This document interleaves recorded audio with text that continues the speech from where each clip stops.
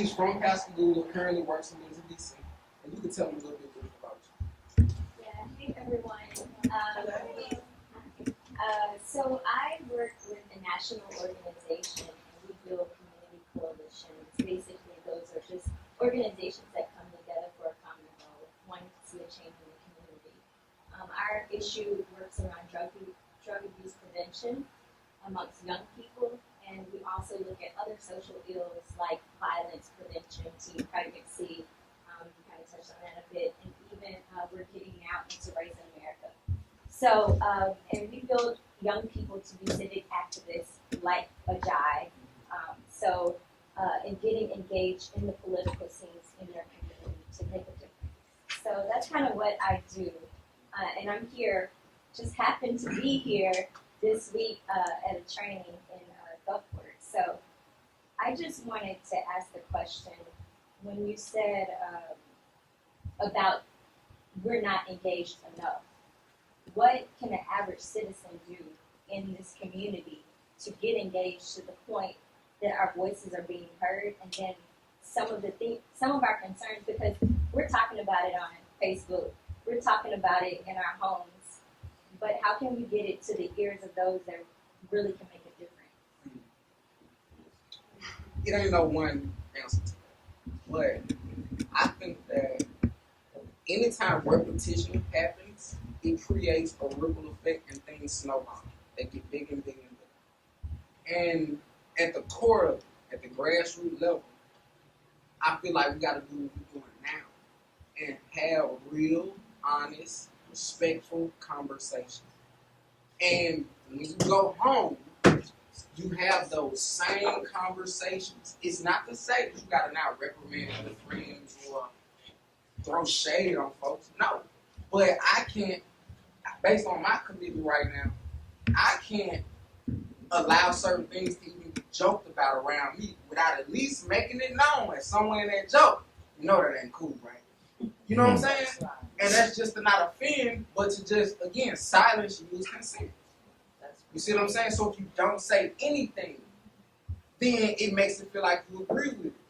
So right now, we have to, all of this, y'all, is a mental change. All of this other stuff that's going on, it's really a byproduct of confusion. You see what I'm saying? That was, if we talk about the African American struggle or whatever, like, regardless of all the particulars of slavery and supremacy, whatever, we got to talk about knowing, right?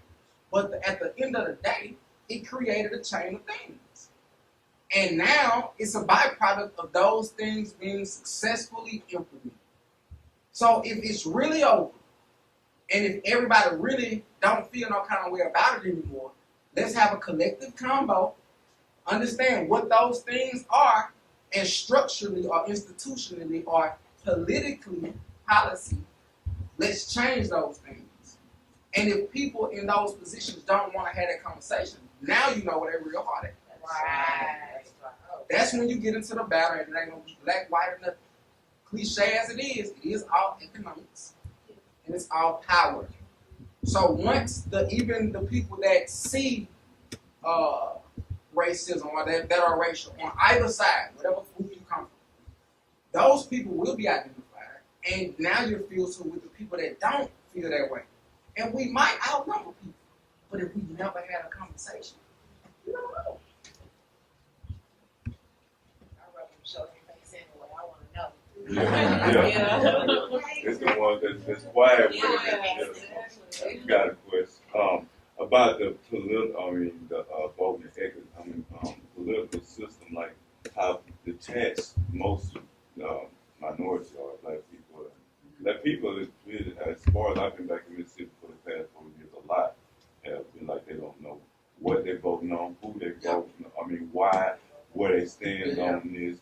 What ways you got to, like, do you have rallies or anything? We talk about that, and that is not just like, I'm talking about the ordinary people, not, people who've been there. Have I been engaging with people to try to encourage them? Encourage them and break it down. And I want to know, like, who you feel, what you think about the government now, as far as about into the White House.